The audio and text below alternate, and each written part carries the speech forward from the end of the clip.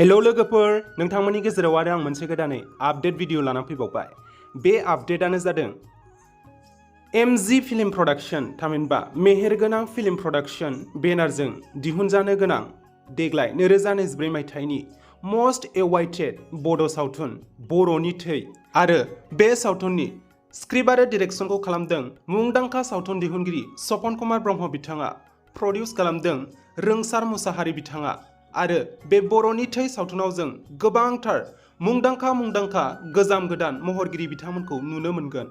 जेरै राजिब ब्रह्म, अमप्रकाश केरकाटारि, राजर्षि बसुमतारी, संगिना ब्रह्म, पाम्पुलि गयारी, मासुम ब्रह्म, सोरां नार्जारी, पूजा मुसाहारि, रिंकी ब्रह्म, बबिता बसुमतारी आरो माखासे गोबांथार महरगिरि बिथांमोनखौ। आरो बे सावथुननिनो अफिसियेल पस्टारफोरखौ नोंथांमोना स्क्रिनाव नुनो मोनखादों।